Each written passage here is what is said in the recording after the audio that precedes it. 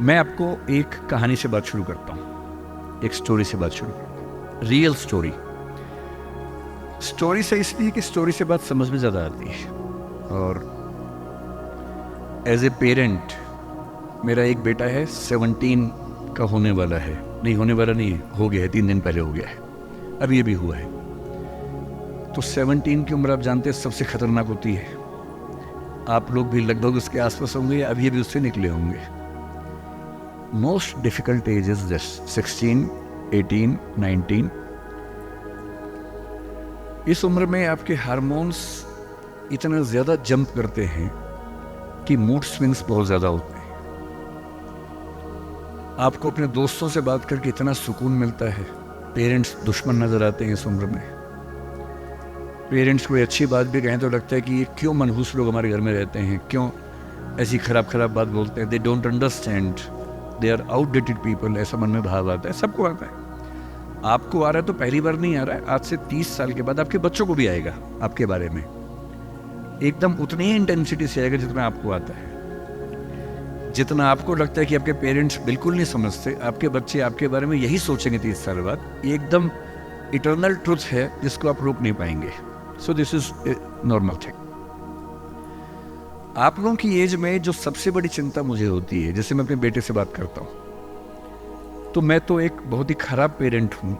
खराब पेरेंट का मतलब मैं कभी कहता ही नहीं कि पढ़ो, कभी कहता ही नहीं कि टॉप करो, मैं कभी नहीं कहता। मैं सिर्फ ये कहता हूँ कि बेटा हर साल एक क्लास पास करते रहो, काफ़ी है। बस इतनी साउंड प्रिपरेशन मत करना कि मैं 8वीं क्लास 2 बार में करूँगा, ऐसा मत करना, एक ही बार में कर लो। और मैं कभी परसेंटेज पूछूंगा नहीं आपसे, मैं पूछता भी नहीं हूँ।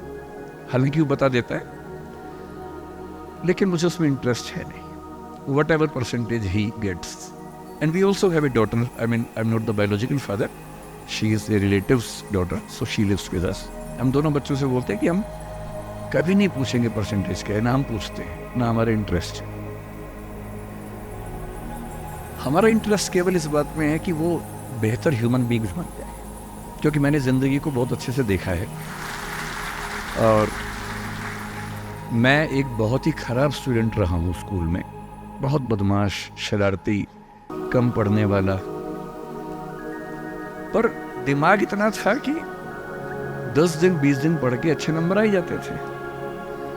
तो मेरा दिमाग कहता था कि जो काम 10 दिन का उसके लिए साल क्यों खराब करूं।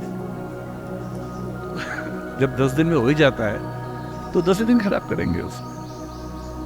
और दूसरी बात, ओवर द ईयर्स मैंने ये सीखी है कि जो मैंने स्कूल में पढ़ा था उसमें से बहुत कम जिंदगी में काम आता है। मैंने ट्रिगोनोमेट्री पढ़ी, मेरी जिंदगी में कभी काम नहीं आई। मैं कभी थीटा वीटा लगा ही नहीं पाता कहीं पर भी। आज तक यूज़ नहीं किया मैंने थीटा, कहाँ थी यूज़ करूँ, काम ही नहीं आया। मैंने दुनिया भर के नक्शे रटे थे स्कूल में, कहीं काम नहीं आए। जब किसी देश में घूमने जाता हूँ वहाँ का नक्शा देख लेता हूँ और बचपन वाला याद भी नहीं आता, फिर से देखना पड़ता है। सीधी सी बात है।